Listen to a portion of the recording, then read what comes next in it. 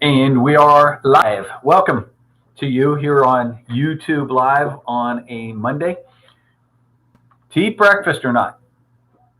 You know, we hear on almost every one of the nutrition channels controversy here again. It's not as popular as COVID, but we see all these people saying, you don't need breakfast.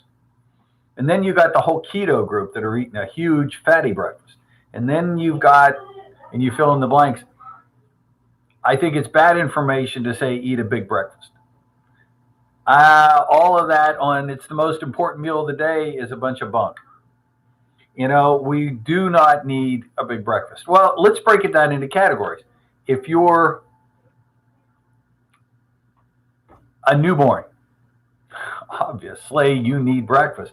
You need multiple meals. If you're, let's say, up to age 10, how important is it for you to eat breakfast? So we're going to categorize. That'll be group number one, okay? Group 1, 0 to 10. Group 2, 11 to 21. That'll be through our teen years into our early 20s. And then group 3 will be 22 to 60. Then group 4, 60 and above. So do the rules affect everybody? We're going to look at that. So let's look first, and again, what's the goal of this thing? The goal of this thing is, do we need breakfast or not? And if we need breakfast, how important is it? And we're not going to talk today about quality of food. We all know that that's another subject for another time. We're just saying, do you need to eat breakfast? So let me read. I have 3 articles that I pulled, one dealing with hydration, but 2 on breakfast. Missing breakfast. Where'd this come from? Let me say this first. This comes from the American Journal of Pediatrics. It's a pretty big deal, right? Missing breakfast and a lack of sleep both appear to accurately predict whether a child will become overweight or obese later in life. University College London. Missing breakfast and a lack of sleep. Now, let's just extrapolate this out. This will prevent childhood obesity. So we're talking about the 10 and above group getting obese. So this is, again, going into group 1. The 0 to 10-year-olds, extremely important that they eat breakfast. Extremely important, this is like 10 out of 10, that they sleep well. So as a parent of somebody in that age group that has a child, 0 to 10, assess whether or not they're sleeping and make sure that a healthy breakfast is a daily event. Probably the hardest time to do that, right? Findings from the research points to factors other than overeating or a poor diet as the sole lifestyle contributor to the obesity epidemic. So when we're talking about this age group, 0 to 10, being the impetus point for obesity by shifting into group 2, 11 to 21, weight issues, and you don't want that in your kids, these 2 factors become huge. And again, what did I just get out of this? This factors out. Let's just talk about 2 things: sleep, breakfast. If we factor that out, we don't have to be all encompassing on poor diet, lack of exercise. This overrides that. Now, you need them all, of course. I'm not going to say, oh my God, if you eat breakfast, you don't have to worry about exercising. The researchers found that body mass index weight development in the first decade of a child's life, coupled with disrupted sleeping, could predict psychosocial well-being as well. So when we talk about keeping a child off of depressive issues or medications, having some self-esteem, eating breakfast, and getting them to sleep. And again, if you need help on either end of this, give us a call at the office. You know, if you have somebody in group 1 and you want to talk about that, 678-228-8900. Interestingly, the study found that sugary drink consumption and fruit intake were not strong predictors of unhealthy weight gain, nor was TV or sports participation. Do you see what's happening here? Science says, and again, notice we're not going across the board, but science says in this age group, it becomes of the utmost importance. Likewise, being breastfed and the early introduction of solid food were not associated with a child's weight. In contrast, mothers who smoked increased their child's chances of becoming overweight or obese. Lead researcher Professor Yvonne Kelly, Department of Epidemiology, began analyzing data from the Millennium Cohort Study. Here, data from children born into 19,244 families between September of 2000 and January of 2002 were collected, which included weight and height information when the children were aged 3, 5, 7, and 11. So we followed these kids for 11 years. The team identified 4 patterns of weight development. The large majority of children, 83%, had a stable, non-overweight BMI. 13% had moderate increases in BMI. 2.5% had strong increases in BMI toward obesity. The smallest group, 0.6%, had BMIs in the major obese range at age 3, but were similar to the stable group by age 7. Additional findings observed identified girls as being more likely to be in the moderately increasing group. It's well known that children of overweight or obese mothers are more likely to be overweight themselves. Is it in the genes? No. It's in patterns of teaching these kids. Because that obese mom's probably cutting out breakfast thinking that's going to help her lose weight. Study shows that disrupted routines exemplified by irregular sleeping patterns and skipping breakfast could influence weight gain through increased appetite and consumption of energy-dense foods. She added that the findings supported the need for intervention strategies aimed at multiple spheres of influence. The study did acknowledge that observational information was used.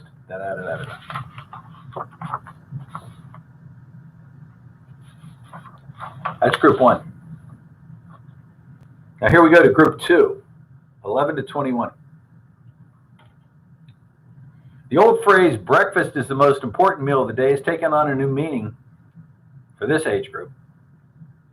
A new study suggests as teens enter adulthood, they are more likely to skip breakfast and increase their fast food consumption, and that both behaviors lead to an increased risk of weight gain.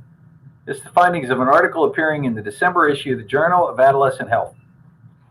Since the transition from adolescence to teens and adults appear to be a particularly high-risk period for weight gain, we wanted to investigate what role skipping breakfast and fast food consumption had on weight during this important time, said Heather Niemeyer, a psychologist at Miriam Hospital. Researchers analyzed data from 20,000 adolescents. We found that both fast food consumption and breakfast skipping significantly increased between waves 2 and 3. It said basically the increase in fast food and skipping breakfast could be due to increased independence and responsibility. Fast food's quick, easy, and a tasty option for aging adolescents, including measures about specific type of fast food, Miriam Hospital was established in 1926 in Providence, Rhode Island. So, group 2, 11 to 21, again, getting to the top of the list, that breakfast is important. Now, what factored out of this compared to that first group was sleep. Even though it's a big deal, it wasn't as big of a deal here. So again, a 10 out of 10 for breakfast consumption. Do you have any teenagers? Let's move to group 3, 22 to 60, adults. Now, when we look in this, we can say skipping breakfast has about a 50% increase risk of weight gain. Skipping breakfast ended up causing vastly more consumption of lunch issues and vastly more blood sugar drops later in the afternoon. So again, in this age group, no mention of sleep. But when we looked at Skipping breakfast, we're in that 50 percentile. About half of us could do it, half of us really shouldn't. Or on the other hand, should we do it 50% of the time? And we can. And again, this is the place that I tended to hang out in a lot of times. There's still that mental thing that says if I skip breakfast, maybe I'll lose weight. But again, if you're going to do something like that, adhere to the 12-12 rule. Eat for 12 hours, fast for 12 hours. And if you're going to fast and not have breakfast, make sure you're consuming something. Stoke the metabolism. A good, well-balanced protein bar at least. Or, we've been talking about this happy coffee concept, and again, putting that in on a regular basis can make a big difference for you. Let's go to group 4, 60 and above. 60 and above. What's that category? When we're up in this group, now it becomes of the utmost importance again to eat breakfast. So we've shifted back where we've gone 10 out of 10, 10 out of 10, 5 out of 10, and now we're back to about 8 or 9 out of 10. 80 to 90% of the time, breakfast is an extremely important meal in our elder years. And again, here in this group, sleep resurfaces at an 8 or 9 out of 10. So again, we see the difference here that says the crucial factors that breakfast is necessary, but you can't categorize it the same across the board. I'll go over this again. In group 1, ages 0 to 10, Len's opinion, 100% of the time breakfast should be adhered to. Group 2, 11 to 21,